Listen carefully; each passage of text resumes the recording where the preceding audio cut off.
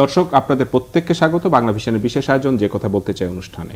আপনাদের সাথে আছি আমি মাহফুজুর রহমান এবং স্টুডিওতে আজকে আলোচনার জন্য উপস্থিত আছেন জনাব মোয়াজ্জেম হোসেন আলাল, বিএনপি চেয়ারপারসনের উপদেষ্টা, আছেন জনাব সোহরাব হাসান, যুগ্ম সম্পাদক, প্রথম আলো। আপনাদের দুজনকে স্টুডিওতে স্বাগত। আলাল ভাই, আপনি জানেন যে এই সরকার আসলো প্রায় 1 বছর, মানে 1 মাস 10 দিন হলো, খুব কম সময়। তারপরে শুরুর দিকে সরকারের সাথে আপনাদের যে সম্পর্কটা ছিল, এখনো কি সম্পর্কটা সেরকমের? আবার যদি আমি ধরি যে শিক্ষার্থীরা যে আন্দোলনের ফসল এই সরকার, এই শিক্ষার্থীদের সাথেও বিএনপির কি কোনো আসলে দূরত্ব তৈরি হয়েছে?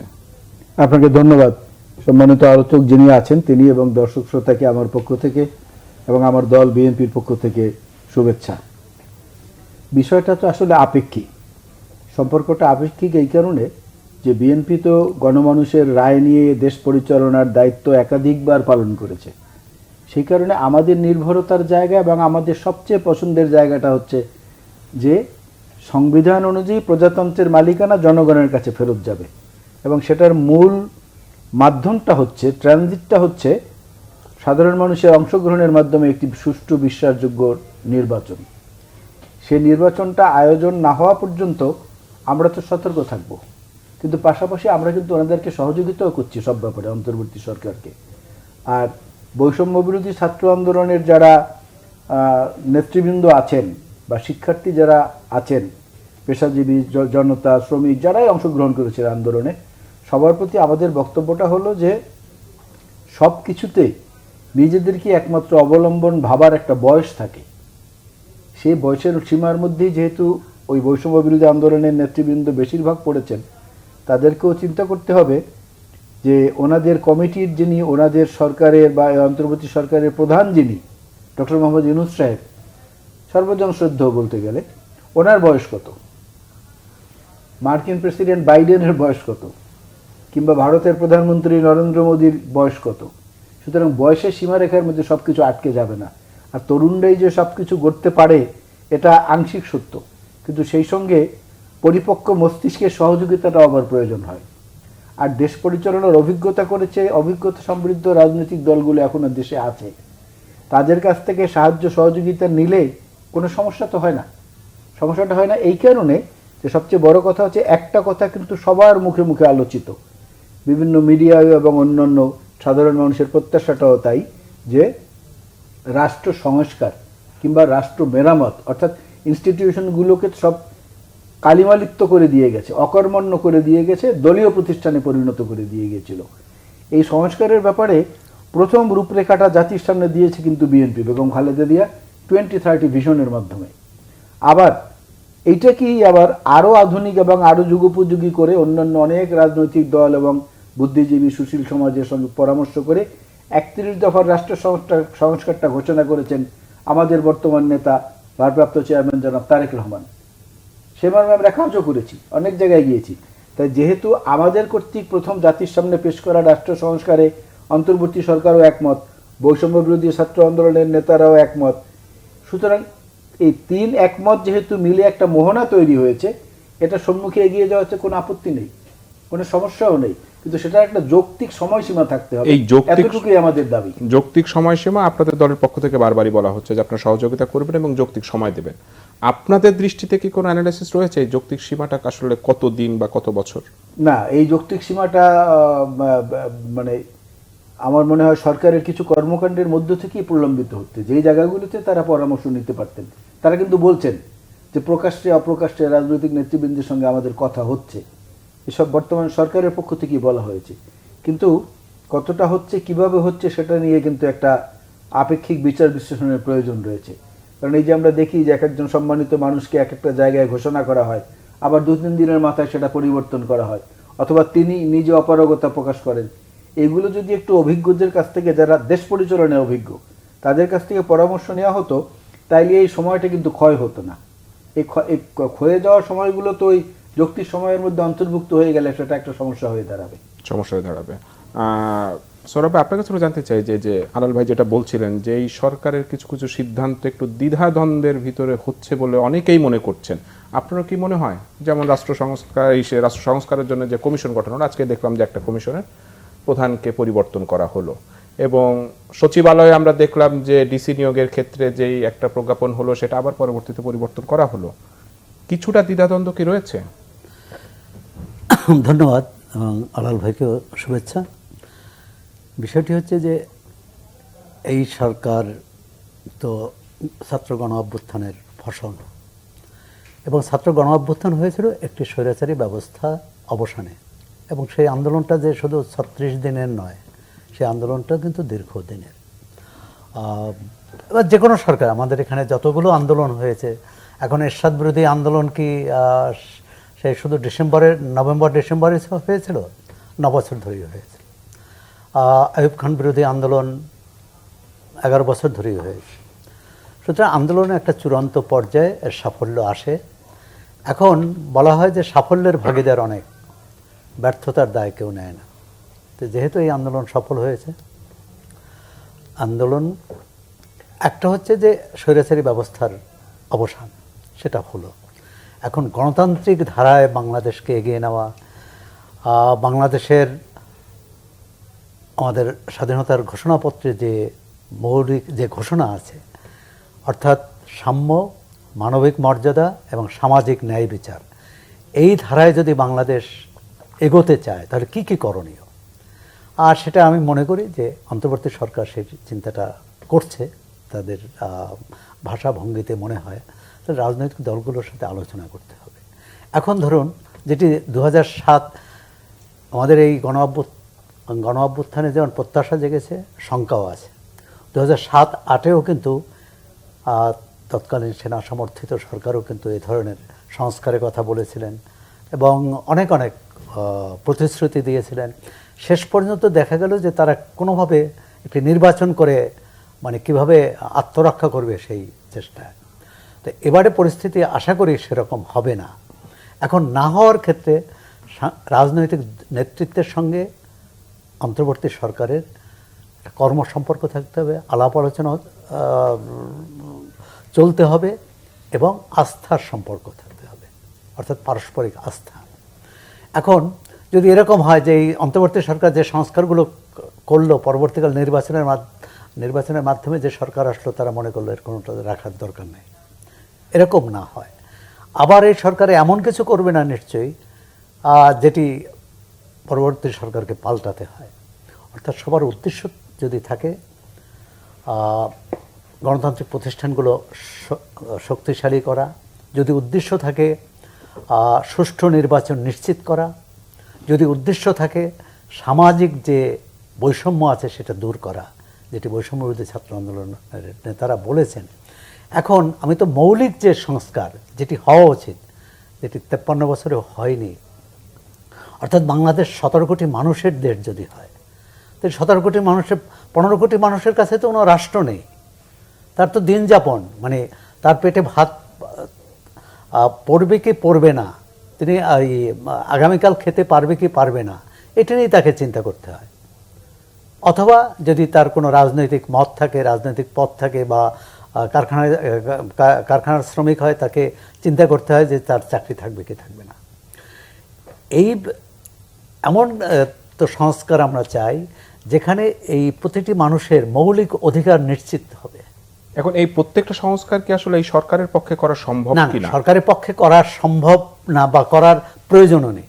যদি সবই এই অন্তর্বর্তী সরকার করে তাহলে অন্তর্বর্তী সরকার একটি ফরমান জারি করলেই আগামী 10 বছর ক্ষমতায় থাকবে, কারণ তারা করেছে। অর্থাৎ আমাদের গণতান্ত্রিক যে সিদ্ধ বা যে প্রচলিত পদ্ধতি আছে সেই পদ্ধতি ধরেই এগোতে হবে। এই সরকারও তো এই সংবিধান মেনেই শপথ নিয়েছে। যদিও অনেকে বলেন যে এই সংবিধানে তো এখন আলাল ভাই আইনজীবী বলতে পারবেন যে এই সংবিধানে তো উপদেষ্টা বলে কোনো পদ নেই, উপদেষ্টা পরিষদও নেই। সুতরাং প্রয়োজনে এটা করা হয়েছে এবং আদালতের মাধ্যমে সেটি একটা মতামত নেওয়া হয়েছে। কিন্তু আমি মনে করি যেটি অনেক আইনজীবী বলেছেন কিন্তু যেটি শুনানি হওয়া উচিত ছিল, শুনানি ছাড়া যেটি 2007-এ হয়েছিল। এখন আমাদের আকাঙ্ক্ষা কিন্তু বিপুল, সেই বিপুল আকাঙ্ক্ষা, জনগণের আকাঙ্ক্ষা, সেটা পূরণ করা আমাদের রাজনৈতিক দলগুলোর দুটো কারণে ব্যর্থ হয়। এক হচ্ছে সব কিছু যা ক্ষমতায় যারা যান তারা সব কিছু দখল করতে চান, তাদের বাইরে যারা আছেন তাদেরকে মনে করেন যে তারা এদেশের নাগরিক না, তাদের এদেশের কোনো বিষয়ই, সরকারের কোনো বিষয়ই তাদের বলার কোনো এখতিয়ার নাই। এমনকি যদি ওই দল 100 বিরোধী দল যদি 139টা আসন পায় তাহলে মনে করে তারা সরকারের এই রাষ্ট্রের কেউ না। এই যে মানসিকতা, এর থেকে বেরিয়ে এসে কি একটা বিএনপি 31 দফা দিয়েছে, তাতে অনেকগুলো ক্ষমতার ভারসাম্যের কথা আছে। আমরা আশা করি সেটা যদি বাস্তবায়ন করতে গেলে বেশ কঠিন। সেটা বাস্তবায়ন করতে গেলে তাকে আচ্ছা, বিএনপিকে আসলে আচ্ছা, ক্ষমতায় যেতে হবে। আচ্ছা, ক্ষমতায় যেতে হবে। আবার বিএনপি একা ক্ষমতায় যাবে? বিএনপির ভারপ্রাপ্ত চেয়ারম্যান তো বলেছেন তারা জাতীয় সরকার করতে চান, একটা রেইনবো সোসাইটি করবে। একটা মানে সবাইকে নিয়ে। তাই বাংলাদেশ জাতীয় সরকারের অভিজ্ঞতা কিন্তু খুব ভালো নয়। কারণ জাতীয় সরকার বলা হয় সরকারের বাইরে যারাই থাকেন তাদেরকে মানে কি বলে দেশ বিরোধী হিসেবে বিএনপির ব্যাখ্যাটা এরকমের ছিল যে এই আওয়ামী লীগ সরকারের বিরুদ্ধে যারা আন্দোলন করছে এদেরকে নিয়ে একটা জাতীয় সরকার, আমি যদি ভুল না করে থাকি। আলাল ভাই, এইখানে একটা জিনিস যে আপনারা প্রায় বলছেন যুক্তির সময়ের পরে একটা নির্বাচনের দাবি করাটা কি এখন খুব তাড়াহুড়ো মনে হচ্ছে আপনাদের কাছে, বা আপনারা যে নির্বাচনের দাবিটা করছেন এটা বেশ তাড়াহুড়ো মনে হচ্ছে না? কারণ সংস্কারের পরেই তো আসলে নির্বাচনটা হওয়া উচিত। না, আমরা এটা খুব তাড়াহুড়ো মনে করছি না, কারণ আমরা কিন্তু এ দাবি নিয়ে এখন পর্যন্ত প্রকাশ্যে সরকারের উপরে কোনো চাপ সৃষ্টি করিনি, অপ্রকাশ্যও করিনি। বরং গতকালকে আন্তর্জাতিক গণতন্ত্র দিবসেও যদি আমাদের ভারপ্রাপ্ত চেয়ারম্যানের বক্তব্যটা একটু লক্ষ্য করে আমরা দেখি, তাহলে দেখবেন উনি সেখানে বলেছে যে সরকারকে ব্যর্থ হতে দেয়া যাবে না, হওয়ার কোনো সুযোগ নেই, ব্যর্থ হতে দেয়া যাবে না, এবং ব্যর্থ হলে সবাই ব্যর্থ হবে। হ্যাঁ, ব্যর্থ হলে আমরা সবাই ব্যর্থ হব, এটা এক। আর দ্বিতীয় বলেছেন যে 31 দফা রাষ্ট্র সংস্কার কর্মসূচি আমরা দিয়েছি, আমরা সেটার উপরে কিন্তু স্বতঃসিদ্ধ হয়ে বসে থাকিনি। আরও যদি ভালো করার জন্য কারো কোনো প্রস্তাবনা থাকে আমরা আপনাদেরকে বলেছি সেগুলো আমাদেরকে দিতে, আমরা সেগুলোও গ্রহণ করব। এবং এই যে 31 দফার মধ্যে যে জিনিসগুলো, সেইগুলোই তো ক্ষমতার ভারসাম্যের জন্য বিভিন্ন মহল থেকে বলা হয়েছিল। সৌরভ ভাই যে বললেন, বিভিন্ন সময় বলা হয়েছিল এই 31 দফার রাষ্ট্র সংস্কারের মধ্যে রাষ্ট্রপতি এবং প্রধানমন্ত্রীর ক্ষমতার মধ্যে ভারসাম্যের কথা আছে, দ্বিকক্ষ বিশিষ্ট সংসদের কথা আছে, অর্থাৎ জবাবদিহিতা বৃদ্ধি করা, তারপরে আপনার শিক্ষা, স্বাস্থ্য এবং অন্যান্য বিষয়গুলোতে আরো যেমন একই ব্যক্তি পরপর দুইবারে প্রধানমন্ত্রী হতে পারবেন না। তারপরে স্বাস্থ্য ক্ষেত্রে বিশেষ করে আপনার এনআইডি চেক করে সেই অনুযায়ী তাদেরকে একটা হেলথ কার্ড দেওয়া হবে, যেটা এসে প্রাইমারি ট্রিটমেন্টটা পাবে বিনা খরচে, বিনা পয়সায়। এরকম আরও কিছু জিনিস আছে যেগুলো অত্যন্ত যুগোপযোগী বলে আমরা মনে করি।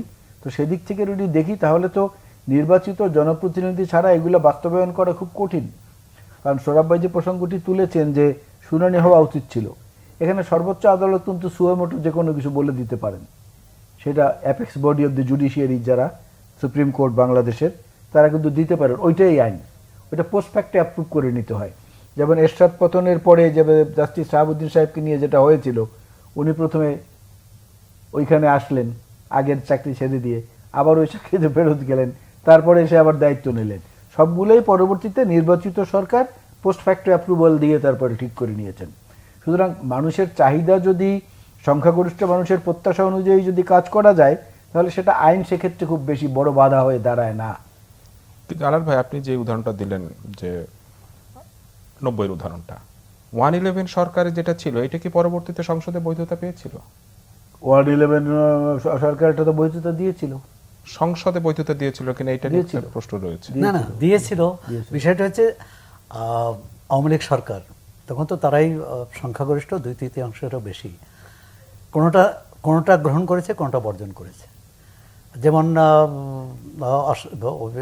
2008-এর নির্বাচনে তো না ভোট ছিল, আওয়ামী লীগ কিন্তু ক্ষমতায় এসে পরে সেটা বাতিল করে দেয়। এরকম আরও নেতৃত্ব নির্বাচনে তৃণমূল থেকে প্রস্তাবটা বাধ্যতামূলক ছিল, পরে সেটাকে ঐচ্ছিক করা হয়, অর্থাৎ সেই নাম রাখতে পারে নাও পারে। আমাদের সংস্কার হচ্ছে কি, মানে আমাদের রাজনৈতিক নেতাদের মানে নেতৃত্বের যার ক্ষমতায় যারা যান, অনেক ক্ষেত্রেই তারা কথা রাখেন না বা রাখতে পারেন না, অথবা এক ধরনের শাসন ব্যবস্থা কায়েম করতে চায় যাতে তাদের বাইরের যে তাদেরকে কখনোই প্রবেশ করতে ঢুকতে দেওয়া হয় না। যেমন সংসদীয় গণতন্ত্রে সরকারি দল বিরোধী দল মিলে কিন্তু সরকার, রাষ্ট্র, কিন্তু আমাদের এখানে তো তা না, এবং ছায়া সরকার থাকে। যদি কিছুটা বলেন 91-এর পর, 91 থেকে কিছুটা এরকম চালু হয়েছিল, যেমন সরকারি দল কোনো ব্যাপারে একটি নীতিমালা ঘোষণা করলো, বিরোধী দল কিন্তু বিরোধী দলের একজন দায়িত্বশীল নেতা তার কোথাও সাপ্লিমেন্ট করতো, কোথাও সংযোজন করতো, কোথাও প্রতিবাদ করতো। এটি দুই সংসদে এটা কার্যকর ছিল, পঞ্চম এবং ষষ্ঠ। এরপর আর এটা কার্যকর হয়নি, কারণ বিরোধী যারা ক্ষমতায় গিয়েছেন এ পর্যন্ত তারা মনে করেছেন সব কিছুই তার, আর যারা বিরোধী দলে থাকছেন তারা মনে করছে যে এখন তো আমাদের কিছু নাই, সুতরাং আমাদের রাজপথেই আন্দোলন করে এই সরকারকে হটাতে হবে। যে কারণে এই যে পৃথিবীর যে দেশে গণতন্ত্র থাকে সে দেশে কিন্তু গণ অভ্যুত্থান হয় না। তো গণ অভ্যুত্থানের যেমন ভালো দিক আছে, মন্দ দিক হচ্ছে গণতন্ত্রহীনতাই হচ্ছে গণ অভ্যুত্থানের পূর্ব শর্ত পূরণ করে। তা আমরা চাই না ভবিষ্যতে একটা গণ অভ্যুত্থান হোক। এখন এই ভবিষ্যৎটাও কি আগের মতো হবে আলাল ভাই? না, কারণ এখন কথাটা হচ্ছে যে ওই হেমন্ত মুখার্জির একটা গান আছে, বহু আগের গান, কিন্তু হঠাৎ মনে পড়লো আলোচনায় এসে। গানটা হচ্ছে, খিড়কি থেকে সিংহদুয়ার এই তোমাদের পৃথিবী, এর বাইরে জগৎ আছে তোমরা জানো না, তোমাদের কোনটা আসল কোনটা নকল তোমরা নিজেই মানো না। তো এরকম যদি হয় তাহলে তো যে কোনো সরকার গণবিরোধী হতে বাধ্য। কিন্তু যদি মানসিকতাটা এরকম থাকে মূল নেতৃত্বের এবং আশেপাশে পলিসি মেকিংয়ে যারা থাকেন তাদের, যে আমরা আসলে ক্ষমতায় আসিনি, আমরা আসলে দেশকে ভালো একটা জায়গায় নিয়ে যাওয়ার জন্য দায়িত্ববোধের কারণে এসেছি, এটা একটা দায়িত্ব, একটা কি বলে, একটা খাদেম হিসাবে বা একটা আমানতদার হিসাবে আমরা এই দায়িত্বটা পেয়েছি। এই মানসিকতাটাকে ধরে রাখতে হলে বা বাস্তবায়ন করতে হলে পরেই ওই খিড়কি থেকে সিংহদুয়ারের যে পৃথিবী, এর বাইরে আসতে হবে। এর বাইরে আসতেই হবে, না আসলে কোনো উপায় নেই। এবং বিএনপির অতীতের ভুল থেকে শিক্ষা নেওয়ার যে কথাগুলো বলা হয়েছে সেগুলো আমরা বিভিন্ন সময় স্বীকার করেছি, আমরা আমাদের প্রস্তাবনাগুলোর মধ্যেও সেগুলো এসেছি। সাম্প্রতিককালে বেগম খালেদা জিয়ার বক্তব্য এবং আমাদের ভারপ্রাপ্ত চেয়ারম্যান তারেক রহমান সাহেবের যে ঘন ঘন বক্তব্য, প্লাস এই নতুন করে 5ই আগস্টের দেশের স্বাধীনতার পরে যত নেতাকর্মীর বিরুদ্ধে আমরা সাংগঠনিক ব্যবস্থা নিয়েছি, শাস্তি দিয়েছি, তাদের বিরুদ্ধে মামলা করার ব্যবস্থা করেছি, তাদেরকে পুলিশে সোপর্দ করেছি, এইটা পাকিস্তান বাংলাদেশের ইতিহাসে কোনো রাজনৈতিক দলের আছে? কারণ নাই এটা। আমরা সেগুলো কিন্তু পাইওনিয়ার হিসাবে সৃষ্টি করে দেখিয়েছি। সুতরাং এর থেকেই মানে বিশ্বাস স্থাপন বা আস্থা স্থাপন যেটাই হোক করতে যদি হয় আমাদেরকে করতে হবে, কারণ আমরা ইতিমধ্যে তো অনেক কিছু প্রমাণ দিয়েছি। অনেক বড় নেতা, সাবেক মন্ত্রী ছিলেন, তাদেরও পদাবনয়ন হয়েছে। অনেক বড় বিভাগীয় নেতা, তাকেও শাস্তিমূলক ব্যবস্থা নেওয়া হয়েছে। এবং বেশ কিছু ছেলেপেলেকে আমরা তাদের বিরুদ্ধে মামলা করা হয়েছে দলের পক্ষ থেকে, মামলা করে তাদেরকে পুলিশে দেওয়া হয়েছে। গতকালকেই ময়মনসিংহ জেলা যুব দলের একজন যুগ্ম সম্পাদক যৌথ বাহিনীর পিটুনিতে সে মৃত্যুবরণ করেছে, মারা গেছে। কই আমরা তো সেটা নিয়ে প্রতিবাদ মিছিলে নামিনি, কোনো কিছু তো করিনি। তার মানে আমরা দেখাতে চাচ্ছি যে একটা পরিবর্তিত পরিস্থিতির সঙ্গে আমরা নিজেদেরকে খাপ খাইয়ে নিয়েছি। কিন্তু আপনারা মানে তৃণমূল কেন এখনো খাপ খাওয়াতে পারছে না? কারণ অনেক অভিযোগ রয়েছে, আপনারাই বলছেন যে ব্যবস্থা নিয়েছে, আসলে তারা অপকর্ম করেছে, সেটার বিরুদ্ধে ব্যবস্থা। এই অপকর্ম থেকে দূরে থাকতে পারছে না কেন? যেমন চাঁদাবাজির কথায় যদি আমরা ধরি, গণমাধ্যমে আসছে যে আগে এক দল করতো, এখন ঠিক চাঁদাবাজিটা চলছে আর এক দল এসে করছে। তৃণমূলের কাছে কি সেই মেসেজটা আপনাদের মানে পৌঁছাচ্ছে না, না তারা মানতে চাচ্ছে না? আছে, আপনি বলি, মেসেজটা তাদের কাছে আছে। হিউম্যান সাইকোলজিটা কি, যেটা হয়, যেমন আপনাকে আমি বলি যে কোনো এলাকায় 15 বছরের আওয়ামী লীগের একটানা দেশ পরিচালনাকালীন বা ক্ষমতায় থাকাকালীন যে ভাষাই বলেন, কোনো সমীর, কোনো নারায়ণ কিংবা কোনো সুজিত, এরা যদি বিএনপির কোনো নেতাকর্মীর উপর অত্যাচার করে থাকে, আর বিএনপি সেই নেতাকর্মী যদি এখন মনের ক্ষোভে, যেটা সব মানুষের মধ্যে আছে, ক্ষোভে কষ্টে তাকে একটা পাল্টা চট দেন বা তার উপরে আঘাত করেন, সঙ্গে সঙ্গে যদি এটাকে রূপ দেওয়া হয় যে এই যে সংখ্যালঘুদের উপর আক্রমণ করা শুরু হয়েছে, কিন্তু সংখ্যালঘুরা যে একসময় কি কুকীর্তি করেছে এটা কিন্তু আলোচনায় থাকে না তখন আর। তো এটা হচ্ছে হিউম্যান সাইকোলজি। হিউম্যান সাইকোলজির মধ্যে এরকম ফ্যাক্টস এবং এরর্স অনেক থাকে, এগুলো থেকে আমরা সতর্ক হওয়ার চেষ্টা করছি। একদম যে কিছু হচ্ছে না এমনটা তো বলা যাবে না, কিন্তু হচ্ছে, সঙ্গে সঙ্গে আমরা ব্যবস্থাও নিচ্ছি, এই জন্য কিন্তু মাত্রা অনেক কম, নাহলে আরও বেশি হওয়ার কথা ছিল। কারণ 15 বছর টানা একতরফাভাবে এরকম তো, ওই যেটা সৌরভ ভাই বলেছেন, টোটালিটারিয়ান সিস্টেমে তো কেউ দেশ শাসন করেনি বাংলাদেশের স্বাধীনতার পরে। সুতরাং এখানে কিছু ব্যতিক্রমী ঘটনা যে একেবারেই অবাঞ্ছিত বা আমাদের কাম্য না হলেও যে ঘটেনি এমনটা বলা যাবে না। সৌরভ ভাই, আপনিও কি মনে করেন এই যে চাঁদাবাজি বা দখলদারি এটা একেবারেই কম হচ্ছে? কম বেশির চেয়ে যেটি সামনে আনা উচিত সেটি হচ্ছে কিছু দখলদারি চাঁদাবাজি আছে সিস্টেমেটিক, মানে পদ্ধতিগত, যেমন টার্মিনাল, যেমন হাট বাজার ইত্যাদি ইত্যাদি জায়গায়, অর্থাৎ রাষ্ট্রীয় প্রতিষ্ঠান এর সাথে জড়িত। এখন কোনো কিছুই তো আর শূন্য থাকে না, শূন্যস্থান হলে কেউ না কেউ পূরণ করে। এখন সেখানে যেটা করা উচিত ছিল, সেখানে এই অন্তর্বর্তী সরকারের বিরাট দুর্বলতা, অর্থাৎ তড়িৎ সেখানে একটা কাঠামো দাঁড় করানো, যে আজকে যেমন কোনো এটাও তো হয়েছে, কোনো প্রতিষ্ঠানের চেয়ারম্যান অনুপস্থিত, আরেকজন যে বসেছে, প্রধান শিক্ষক অনুপস্থিত বা প্রধান শিক্ষককে সরিয়ে বসেছে, এবং সেটা যে শুধু সংখ্যালঘু বা সংখ্যাগুরু হিসেবে না, হ্যাঁ কেউ লাঞ্ছিত হতে পারে, কেউ হতে পারে, কিন্তু যখন আলাল ভাই যে কথাটি বললেন, যদি এরকমই হয় যে আগে যারা সংখ্যালঘুরা যে সুবিধা পেয়েছেন বা যে পদে থেকে যদি অন্যায় অত্যাচার করেন, এবং আজকে ক্ষমতার পালা বদলে তারা আবার নিগ্রহের শিকার হন, তখন কিন্তু এটি সংখ্যালঘুদের উপর অত্যাচার হিসেবেই দেখা হবে। যদিও দল থেকে খুবই করা হয়েছে যে কোনো রকম, এবং সেটা মাত্রায় অনেক মাত্রার কথা আমি বলছি না, যেটি হচ্ছে যে কে দেখবে। একটা হচ্ছে দলীয়ভাবে, যেটি বিএনপি করতে পারতো, প্রতিটি এলাকায় ইউনিয়নে, তারা তো এবারই এই বিগত আন্দোলনেই তারা দেখিয়েছেন গ্রাম পর্যায়ে আন্দোলনটা নিয়ে যাওয়া যায়।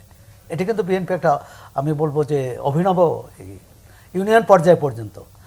আগে কি ছিল, আগে একটা জনসভা ডাকা হতো, জনসভায় কিছু লোক আসতো, নেতাকর্মী আসতো, বক্তৃতা দিয়ে চলে যেতেন। কিন্তু গ্রাম পর্যায়ে এই পদযাত্রা, মানববন্ধন, মানুষের কাছে যাওয়া, লিফলেট বিলি করা তো নতুনই। তাহলে পরিবর্তনের 5 আগস্টের পর শান্তির পদযাত্রা হতে পারত। জানি না যে আলাল ভাই এটা চিন্তা করতে পারেন, যে আমরা প্রতিটি এলাকায়, প্রতিটি ইউনিয়নে, অন্তত গ্রামে না পারলেও, যে যারা আন্দোলন করেছে তাদের নেতৃত্বে বা তাদের সমন্বয়ে প্রতিটি এলাকায় শান্তির পদযাত্রা হবে, এবং একজন মানুষও নিগ্রহের শিকার হবে না, অত্যাচারিত হবে না। তাহলে কিন্তু মানুষ পার্থক্যটা বুঝতো, মানে পার্থক্যটা স্পষ্ট হতো যে আওয়ামী লীগ আমলে এই ছিল, এখন এটা পরিবর্তন হচ্ছে। এবং অন্তর্বর্তী সরকারের দায়িত্ব আছে আইনশৃঙ্খলা রক্ষাকারী। আইনশৃঙ্খলা কেউ হাতে তুলে নিলে তার বিরুদ্ধে ব্যবস্থা নিতে হবে। এখন ব্যবস্থার নামে বাড়াবাড়িটাও না। আলাল ভাই বললেন যে আমরা তো এই যে মারা গেছে, কিন্তু প্রথমত হচ্ছে যে নিরাপত্তা হেফাজতে একজনের মৃত্যু মানবাধিকার লঙ্ঘন, কোনোভাবেই এটা মেনে নেওয়া যায় না, যে সরকারের আমলেই হোক। তাহলে কিন্তু আওয়ামী লীগ আমলে যত নিরাপত্তা হেফাজতে মারা গেছে সেটার বৈধতা দেওয়া হয়। সুতরাং এর প্রতিবাদ করতে হবে। আমি কৌশলগত কারণে এটা যদি প্রতিবাদ না করি সেটা অন্যায় হবে, কারণ এটা যে এখন এ পর্যন্ত 3 জনের মৃত্যুর খবর পাওয়া গেল, এটা যে আরও বাড়বে না, কিন্তু এটা বাড়তে দেওয়া যাবে না। ইতিমধ্যে তো ম্যাজিস্ট্রেসি পাওয়ারও দেওয়া হয়েছে। হ্যাঁ, এখন ম্যাজিস্ট্রেসি পাওয়ার, পুলিশের ভূমিকা, সেনাবাহিনীর ভূমিকা নিয়ে আলোচনা ফিরবো। ছোট্ট একটু বিরতি নিয়ে আসি। দর্শক, এতক্ষণ আপনারা দেখছিলেন যে কথা বলতে চাই অনুষ্ঠান। এই পর্যায়ে ছোট্ট একটু বিরতির পরে আবারও ফিরে আসছে আলোচনায়।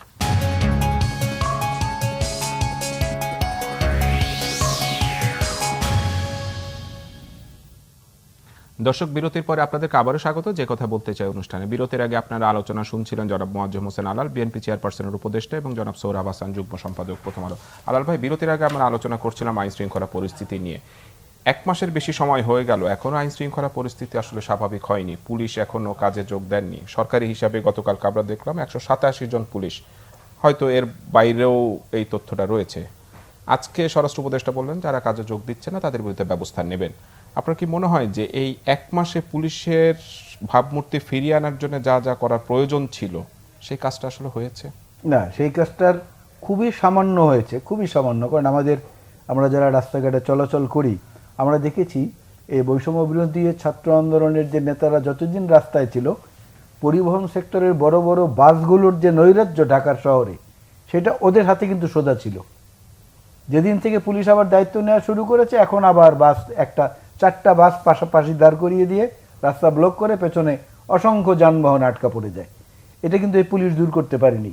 এবং পুলিশকে দলীয়করণ করে এবং একে প্রতিপক্ষের বিরুদ্ধে, ভিন্ন মত, অন্য মতের বিরুদ্ধে ব্যবহার করে মানসিকভাবে এমন একটা অবস্থা তৈরি করে দিয়েছে আগের সরকার, পতিত সরকার, যারা সেই খরচ থেকে এর মধ্যে বের হতে পারেনি।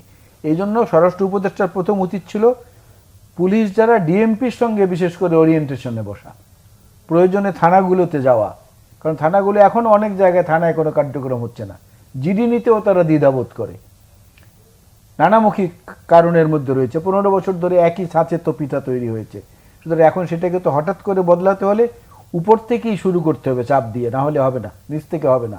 স্বরাষ্ট্র উপদেষ্টার প্রথম উচিত ছিল ডিএমপি ভিজিট করা, তারপরে ডিএমপির সঙ্গে বৈঠক করা, তারপরে অন্য যেগুলো আছে আপনার Sylhet metropolitan police, Chittagong metropolitan police, Rajshahi, Khulna, Barishal, Comilla, এরকম যেগুলো আছে সেগুলো ভিজিট করা উচিত ছিল। এবং প্রয়োজনে কোনো সেন্সিটিভ থানা, যাত্রাবাড়ি থানায় সবচেয়ে বেশি হত্যাকাণ্ড সংগঠিত হয়েছে, ওই থানাটা উনি ভিজিট করতে পারতেন, উনি উত্তরায় থানা ভিজিট করতে পারতেন, উনি মোহাম্মদপুরে ভিজিট করতে পারতেন, যেখানে সবচেয়ে প্রাণহানি বেশি ঘটেছে। সেগুলো না করেও দেখা যায় যে উনি ব্যস্ত হচ্ছেন অন্য বিষয়গুলো নিয়ে, যেগুলো এই মুহূর্তে খুব বেশি প্রয়োজনীয় না।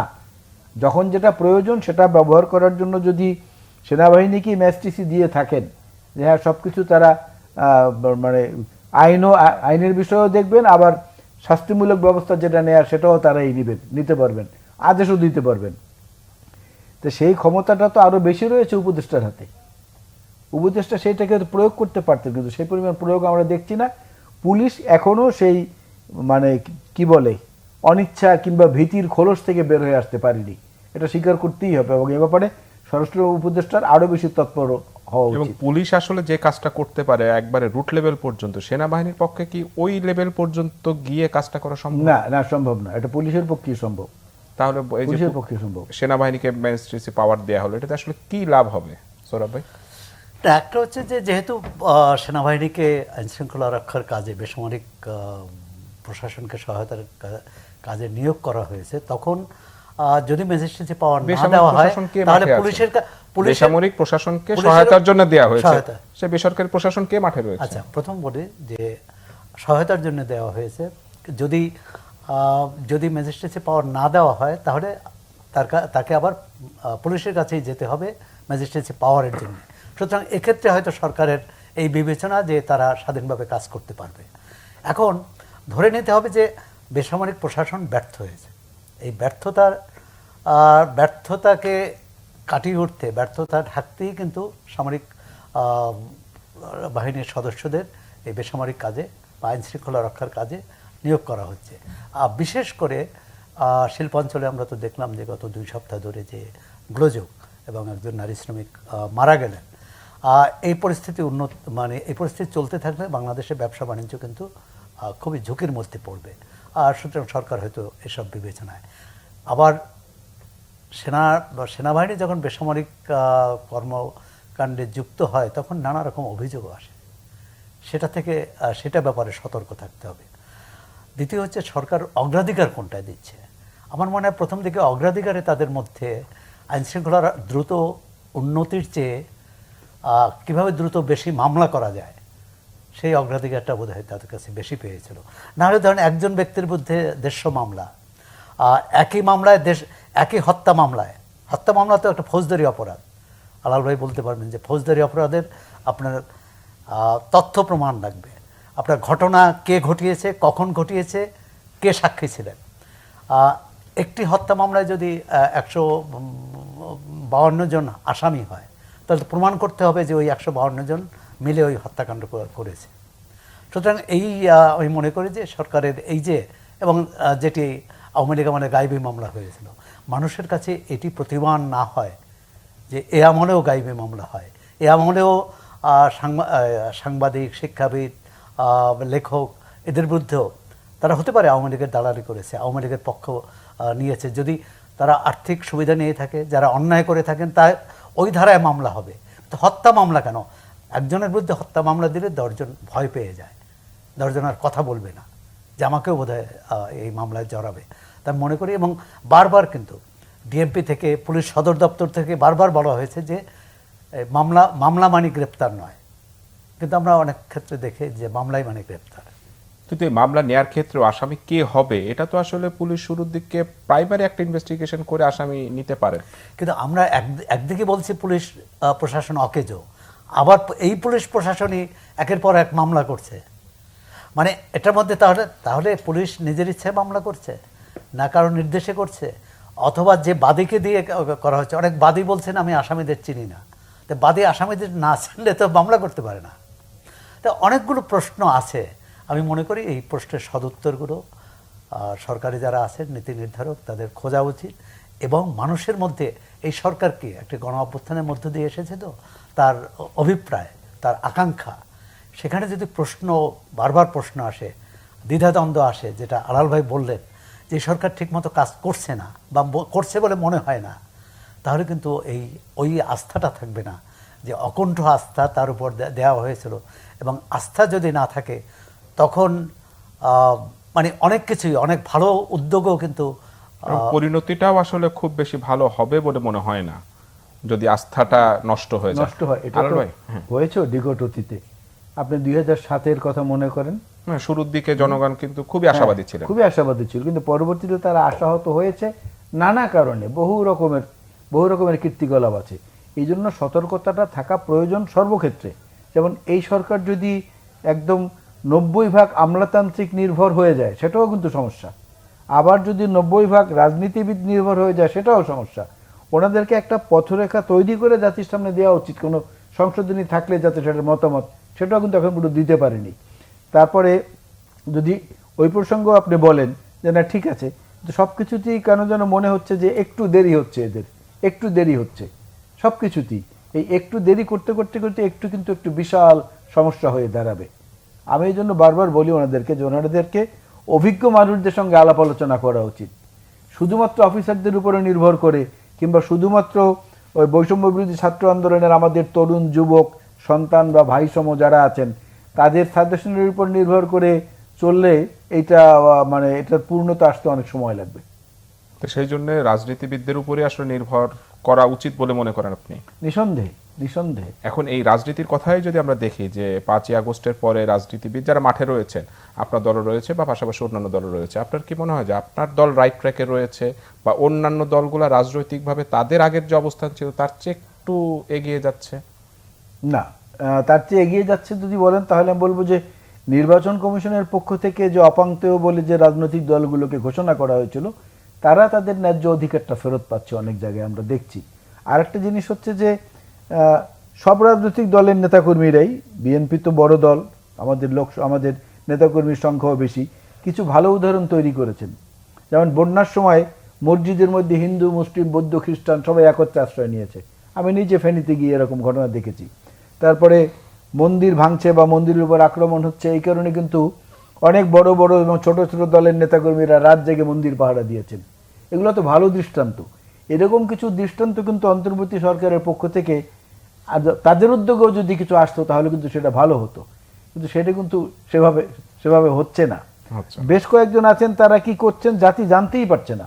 তা জাতি যদি জানতে না পারে তাহলে অন্তর্বর্তী সরকারের জবাবদিহিতাটা কোথায়, এটা নিয়ে একসময় প্রশ্ন চলে আসতে পারে। কারণ এইটা তো ট্রানজিট, এটা তো ডেস্টিনেশন না। ডেস্টিনেশন হচ্ছে যে যেহেতু পার্লামেন্টারি ফর্ম অফ গভর্নমেন্ট আপনার ওই জায়গাটায় যেতে হবে, সে যাওয়ার মাঝপথে এইটা হলো একটা ট্রানজিট। এই সরকারটা, এই সরকার যদি মনে রাখে we are only for the transitional period, তাহলে কিন্তু এই কাজেরগুলোর মানে করার তাগিদ তাদের বেশি আসবে। আর আসলে পরেই তারা যদি বুঝতে কোথাও সমস্যা হয় সেখানে চট করে অভিজ্ঞ মানুষের সমর্থন নিতে পারেন, তো পরামর্শ নিতে পারেন, যেটা শহীদ জিয়াউর রহমান করতেন। বিরোধী মতের মানুষদের সঙ্গে আলাপ করতেন দেশ কিভাবে ভালো করা যায়, গভীর রাত পর্যন্ত তাদেরকে দাওয়াত দিতেন অথবা নিজেও অনেক জায়গায় চলে যেতেন। এরকম অনেক উদাহরণ আছে পরামর্শ করার জন্য। সৌরভ ভাই, এখনকার পরিস্থিতিতে আমি যদি একটু ভিন্ন আলোচনা করি যে আওয়ামী লীগের রাজনীতির ভবিষ্যৎটা আসলে কি হবে? আওয়ামী লীগ এখন একেবারে নেতৃত্ব শূন্য, মাঠ পর্যায়ের নেতা কর্মীদেরও আসলে দেখা যাচ্ছে না। দল হিসেবে আওয়ামী লীগের ভবিষ্যৎটা কি দেখেন? আলাল ভাই তো বিএনপির একজন গুরুত্বপূর্ণ নেতা, সাবেক সংসদ সদস্য। তা আমি আশা করব যে রাজনৈতিক দলই কিন্তু রাজনৈতিক দলকে বুঝতে পারে।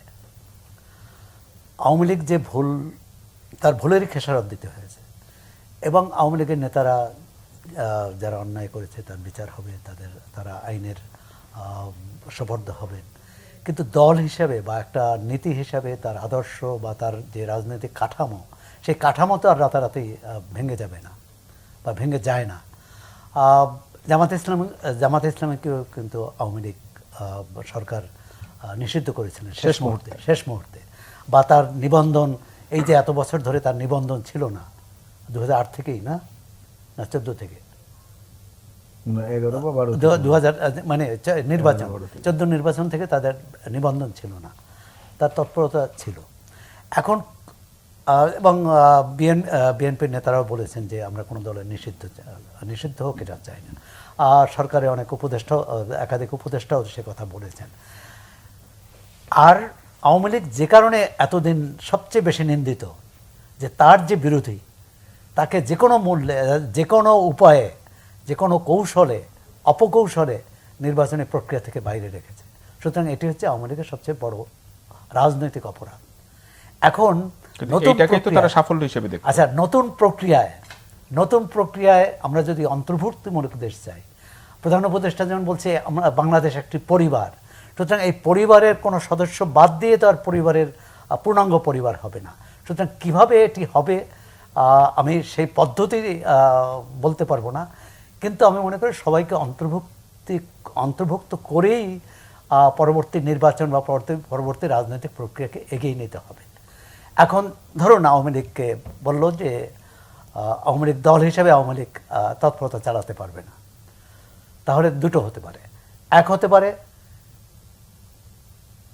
জামাত ইসলাম বা অন্যান্য দলের ক্ষেত্রে যা হয়েছে, তারা আত্মগোপনে চলে যেতে পারে, আত্মগোপনে করে অন্য সংগঠন করতে পারে। আরেকটা হতে পারে তারা দলের নাম বদলে নতুন নামে আবির্ভূত হতে পারে। আমি মনে করি এর কোনোটাই দেশের জন্য বা গণতন্ত্রের জন্য ভালো নয়। ভালো হচ্ছে যে যারা অপরাধ করেছে তাদের আইনের আওতায় আনুন, তাদের বিচার করুন, কিন্তু একটি দেশের একটি বৃহৎ সমর্থক গোষ্ঠী বা তাদের নীতি কর্মকাণ্ড কৌশল তাকে পুরো রাজনৈতিক প্রক্রিয়া থেকে বাদ দিয়ে মানে গণতন্ত্রকে এগিয়ে নেওয়া যাবে না। আপনার কাছে যদি সেম প্রশ্নটাই করি। না, ঠিকই আছে। কিন্তু আমার কথাটা হচ্ছে যে আওয়ামী লীগ তো অনেক অনানুষ্ঠানিক জিনিসকে আনুষ্ঠানিক করেছে, তাদের স্বার্থটা যেখানে জড়িত।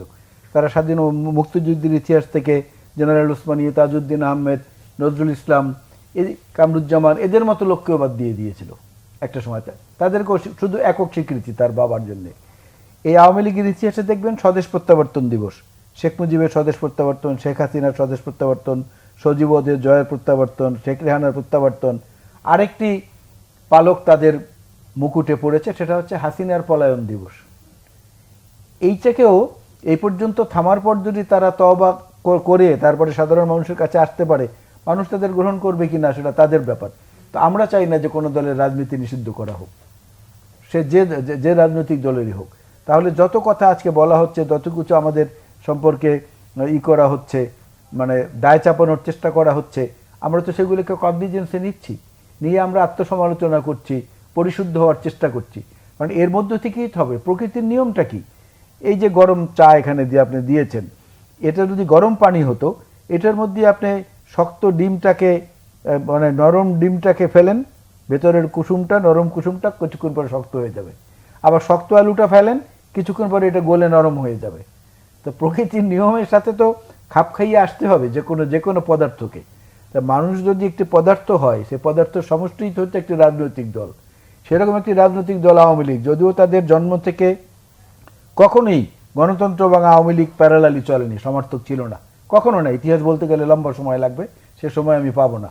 ৭৩-এর নির্বাচন বলেন, ছাত্র সংসদগুলোর তো নির্বাচন তখন বলেন, গণবাহিনী বলেন, যাই বলেন, সবই ছিল তার আভ্যন্তরীণ কামড়াকামড়ি এবং হানাহানির জন্য মানুষ নিষ্পেষিত হয়েছে। এখনো সেই কাজ করেই তারা বিদায় নিয়েছে, ওই রকম কাজ করি। সুতরাং তাদেরকে অনেক বেশি পরিশোধিত হয়ে আসলে পরে হয়তোবা মানুষের মনে কোথাও জায়গা পেতে পারে। কিন্তু আমরা চাই না যে আওয়ামী লীগ নিষিদ্ধ হোক বা তারা রাজনীতি না করুক। সৌরভ ভাই, আমার সময় একেবারেই শেষ। আগামী দিনগুলো আসলে কেমন দেখতে চান বা কেমন দেখেন? আগামী নির্বাচনটা, যে নির্বাচনের জন্য বিএনপি দাবি করছে, সেই নির্বাচনটা কবে নাগাদ দেখতে চান আপনি? একেবারে আপনার ব্যক্তিগত মত। সেই নির্বাচনের আগে যে কাজগুলো করা উচিত, আইন শৃঙ্খলা পরিস্থিতির দ্রুত উন্নয়ন, শিক্ষা ব্যবস্থা স্বাভাবিক যে পরিবেশ সেটি ফিরিয়ে আনা, এবং গণতন্ত্রের মুখে যে অন্তর্বর্তী সরকার যে পদক্ষেপগুলো নিয়েছে এটা দ্রুত শেষ করা, তাহলেই একটি আমরা সুষ্ঠু অবাধ নির্বাচনের প্রত্যাশা পথে ওই যে এগোতে পারবো। সব কথা বলা হলো, বাকি রয়ে গেল শুধু বলিতে। আপনাদের দুজনকেই ধন্যবাদ, আমার সময় একেবারেই শেষ। দর্শক, এতক্ষণ আপনারা দেখছিলেন যে কথা বলতে চাই অনুষ্ঠান। আজকের মতো এখানেই বিদায় নিচ্ছি, সবাইকে ধন্যবাদ।